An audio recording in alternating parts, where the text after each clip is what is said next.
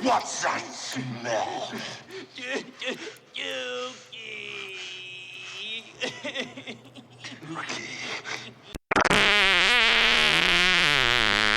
If you thought the MCU on Disney Plus was dead or on life support in 2024, you'd be wrong. Here we have Echo showing up on D+. Who? Who? Who? What do you mean you've never heard of Echo? Surely you jest. She made a major appearance in the Hawkeye series, and that only came out a little while ago. She couldn't possibly have been forgotten already. But then again, we're talking about a show who was so convinced the character was great, they went ahead and changed her power set. And then they dumped her into Marvel Spotlight, subsection of Disney Plus Marvel shows where they're going to send concepts that are too embarrassed to drop on a regular release schedule and have to package them all in the binge model for the first time in Disney Plus history.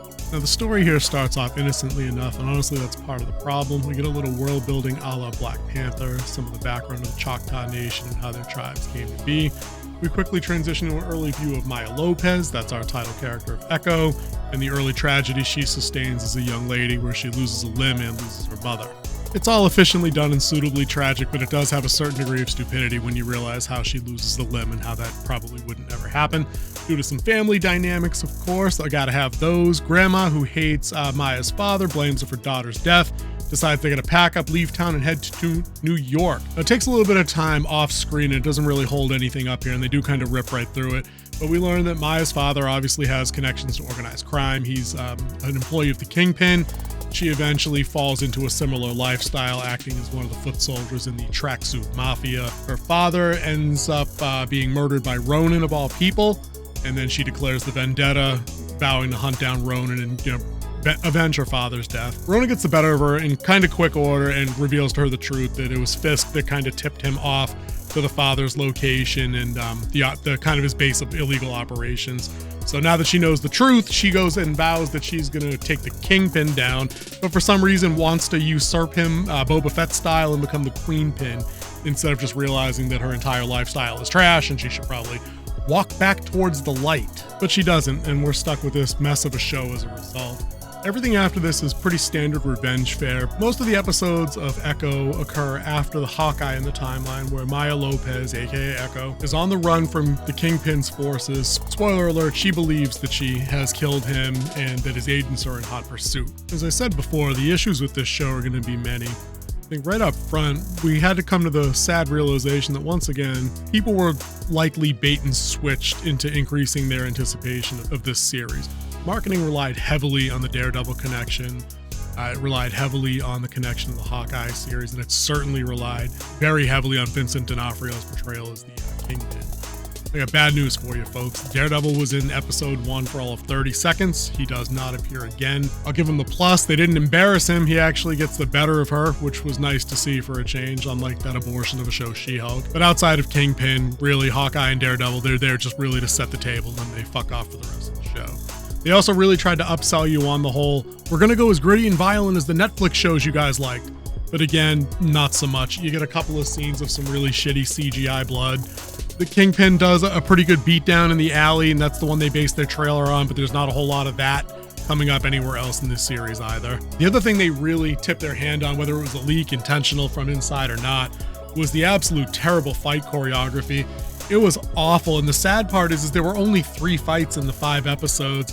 They were all pale imitations of better sequences from the Daredevil or the Punisher. They tried to do some dynamic things, but it looked as bad as that first fight between Echo and Daredevil, the one that leaked about a month ago. And honestly, it legitimately makes the Last Jedi throne scene with Rey and Kylo Ren look like Raid Redemption. It was that bad. We got misses that are telegraphed from a mile away. We've got people holding poses and waiting for their chance to strike. We have that absolutely garbage, a held kick that Echo does then doesn't deliver on Daredevil in the sequence, and it just looks shoddy. The second fight that goes down in the skating rink isn't much better. They at least incorporate some firearm play in there that did kind of have some, not flashes of John Wick, but you could tell that they were definitely inspired by that kind of like rapid action, quick cuts, a little bit of sarcastic mannerisms in there, which tried to add some personality, but none of it really landed. And then the god-awful finale fight that goes down in episode 5, laughably short, comically stupid with who's involved, and I'll get into that later. But none of this should really surprise you. everything you need to know about the Echo show is in the history of how it came to be. You have reshoots, reschedules. It started with 8 episodes that they had to scrap during the strike because Kevin Feige, of all people, thought the virtue signaling in the 8 episodes was too much. They came back with 5 episodes, the first of which is essentially about an hour long, but it's half a recap of the events of Hawkeye. And then on top of that, they had a review embargo that lasted literally until launch day. Never a good sign. And as I stated earlier, it came out all at once on Disney+. That's the first time they've dropped a series like that on that streaming service. And they ran it up against a show that's actually crushing viewership numbers in Percy Jackson and the Olympians. Check out our channel review on that. Now, those issues aside, you'd think that maybe there'd still be enough here in terms of character to enjoy and to kind of latch onto and go along with the ride. But the problem is as I see it, Echo is inherently an unlikable character. We see what her young life is like, and to be fair, she did have it rough, but she's obviously an actual psychopath from a young age that grows up and, following in the footsteps of her father to become a hired gun for the Kingpin, whose mission isn't reform when she gets the chance, it's revenge with designs on becoming Kingpin's replacement. No save the cat moment. There's no kindness in her, there's no generosity. She basically goes back to her hometown while she's on the run from the Kingpin's forces, and for some reason they all kowtow to her and just do whatever she needs done. No questions asked. And that's just on the character level in the story. The producer of the show thought that the Echo power set was lame and decided to change it. Originally, Echo's powers, were a combination of the Taskmaster's ability to kind of mimic the fight styles or skill sets of anybody she observes. And then I think there was another subset of power where she could, air quotes, see sound waves, kind of how Daredevil has a perceptive sight despite himself being blind. They didn't do that here. What they gave her here was some garbage carbon copy of Rey Palpatine's bullshit, I am all the Jedi, and channel the generational girl boss protector of her people powers into her friends and family that allow them to, defeat the Kingpin's bodyguards at the end of the season, despite them being handcuffed and at gunpoint at range. It was ridiculous to watch. These powers were poorly defined and only happened when the plot, literally needed them to happen, but without any kind of consistency. It couldn't have been because she was in danger, because there were plenty of times in her life she was in danger and they never manifested. They manifest on this show in the train sequence where she gets a sudden burst of strength that then isn't replicated again for the rest of the show. I find that all a bit underwhelming and ridiculous. And it's like a newsflash to the producers of these shows. When you change power sets, you're admitting tacitly that you don't have an understanding of what makes this genre tick. The reason superheroes are popular is because kids love imagining what it would be like to fly, or to have super strength, or to be Batman or Storm. You changing this means you don't get that, and it shows in your final product every time. Beyond issues with the character itself, there are plenty of other story issues that just don't work themselves out in the show at all.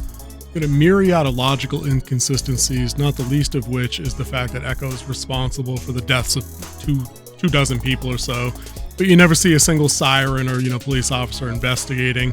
There's a double homicide at the skating rink in town that everybody's kind of, that's the hot spot. If they're still cleaning it up days later, nobody seems to pay any attention to that. But I guess the more egregious issue here is that for all the crap that shows like Ms. Marvel get, at least the family on that show was kind of funny. They were kind of quirky. They had their ins and outs, but the drama was believable. Here, it's kind of like a pale comparison. The grandmother character here is kind of a weaker version of Mrs. Khan from Ms. Marvel. The grandfather, not grandfather character, Scully, is okay, but he's a basic trope of, the guy in the chair, tech guy, which all of these shows have at this point, but it's nothing special. And I think that's probably the biggest issue with Echo that I have, is that you've seen every element of this show in other places and it's done better. There's really nothing memorable about this at all, even if you get past all the flaws of the show in terms of the choreography and the writing. The performances are okay. You're always going to get the best out of Vincent D'Onofrio, who elevates any project he's in. Charlie Cox's Daredevil was fine. I would even go so far as to say that Alaqua Cox, who plays Echo here, despite having the thinnest resume out of anybody on the cast, does okay, and it's probably not the easiest thing in the world to communicate in a visual medium like film only using ASL. There's an impact to hearing a voice, and its pitch, its cadence, its speed, and all those other kind of things. that she can't do. So I'd like to take that into account when I judge the performance. And there were a couple of scenes when she had to turn on the waterworks, and I think that was fine. But I think that it is kind of a jarring juxtaposition to see people use ASL as a primary method of communication in a visual. But again, I think everybody involved did the best they could with the scripts they were given, and it's not the actor's fault. It's squarely on the shoulders of the producers and writers that just can't ever get out of their own way. But that's going to be it for me, guys. That's Echo in a nutshell.